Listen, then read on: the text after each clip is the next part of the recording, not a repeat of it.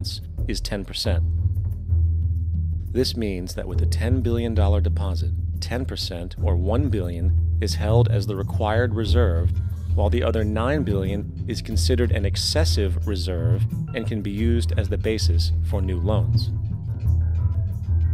Now, it is logical to assume that this $9 billion is literally coming out of the existing $10 billion deposit. However, this is actually not the case. What really happens is that the $9 billion is simply created out of thin air on top of the existing $10 billion deposit. This is how the money supply is expanded. As stated in modern money mechanics, of course they, the banks, do not really pay out loans from the money they receive as deposits. If they did this, no additional money would be created. What they do when they make loans is to accept promissory notes, loan contracts, in exchange for credits, money, to the borrower's transaction accounts. In other words, the $9 billion can be created out of nothing simply because there is a demand for such a loan and that there is a $10 billion deposit to satisfy the reserve requirements. Now, let's assume that somebody walks into this bank and borrows the newly available $9 billion. They will then most likely take that money and deposit it into their own bank account.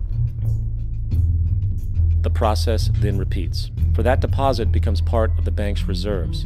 10% is isolated, and in turn 90% of the $9 billion, or $8.1 billion, is now available as newly created money for more loans. And of course, that 8.1 can be loaned out and redeposited, creating an additional 7.2 billion, to 6.5 billion, to 5.9 billion, etc. This deposit money creation loan cycle can technically go on to infinity. The average mathematical result is that about $90 billion can be created on top of the original $10 billion. In other words, for every deposit that ever occurs in the banking system, about 9 times that amount can be created out of thin air. Money jitters? Ask the obliging Bank of America for a jar of soothing instant money, M-O-N-E-Y, in the form of a convenient personal loan. So, now that we understand how money is created by this fractional reserve banking system, a logical yet elusive question might come to mind. What is actually giving this newly created money value? The answer? The money that already exists. The new money essentially steals value from the existing money supply. For the total pool of money is being increased irrespective to demand for goods and services. And as supply and demand finds equilibrium, prices rise, diminishing the purchasing power of each individual dollar. This is generally referred to as inflation, and inflation is essentially a hidden tax on the public. What is the advice that you generally get? And that is inflate the currency. They don't say debase the currency. They don't say devalue the currency. They don't say cheat the people who are saved. They say lower the interest rates. The real deception is when we distort the value of money. When we create money out of thin air, we have no savings, and yet there's so-called capital. So my question boils down to this: how in the world can we expect to solve the problems of inflation, that is, the increase in the supply of money, with more inflation? Of course, it can't.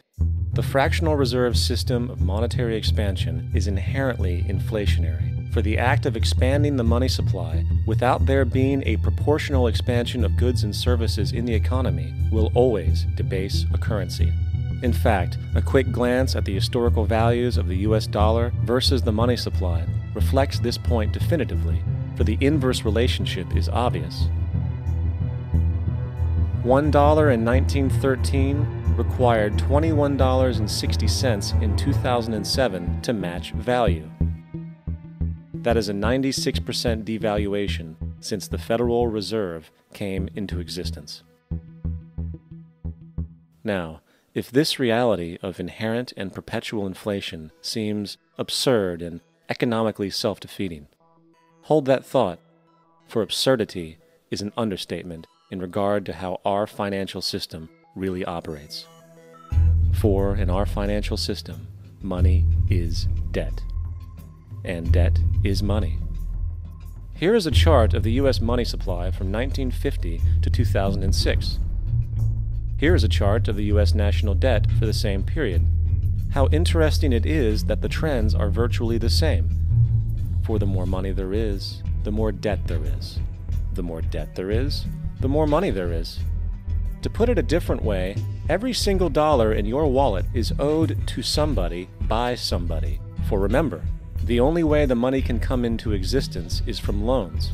Therefore, if everyone in the country were able to pay off all debts, including the government, there would not be $1 in circulation.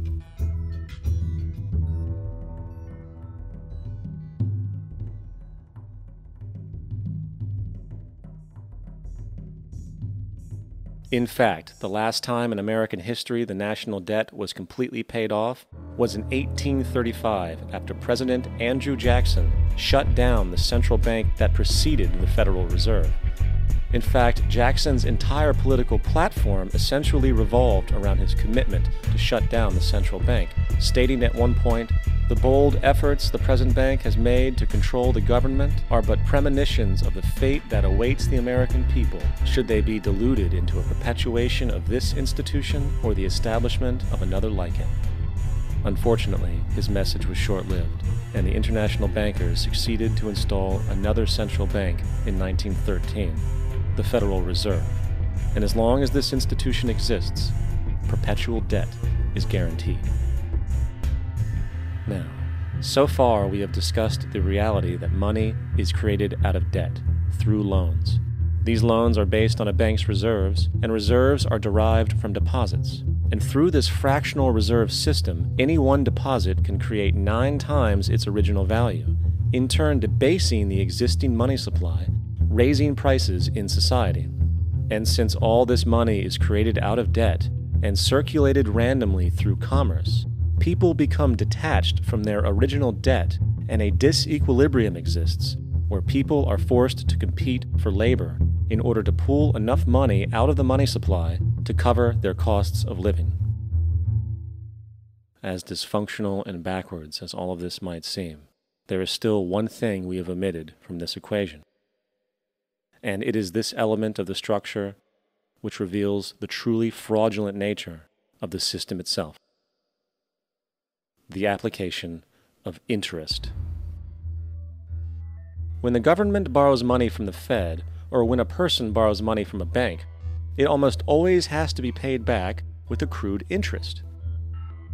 In other words, almost every single dollar that exists must be eventually returned to a bank with interest paid as well. But if all money is borrowed from the central bank and is expanded by commercial banks through loans, only what would be referred to as the principal is being created in the money supply. So then, where is the money to cover all of the interest that is charged? Nowhere. It doesn't exist.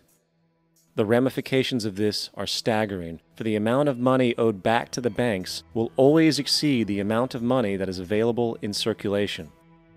This is why inflation is a constant in the economy, for new money is always needed to help cover the perpetual deficit built into the system, caused by the need to pay the interest. What this also means is that mathematically, defaults and bankruptcy are literally built into the system, and there will always be poor pockets of society that get the short end of the stick. An analogy would be a game of musical chairs, for once the music stops, somebody is left out to dry. And that's the point. It invariably transfers true wealth from the individual to the banks. For if you are unable to pay for your mortgage, they will take your property. This is particularly enraging when you realize that not only is such a default inevitable due to the fractional reserve practice, but also because of the fact that the money that the bank loaned to you didn't even legally exist in the first place. In 1969, there was a Minnesota court case involving a man named Jerome Daly, who was challenging the foreclosure of his home by the bank which provided the loan to purchase it. His argument was that the mortgage contract required both parties, being he and the bank, each put up a legitimate form of property for the exchange. In legal language, this is called consideration.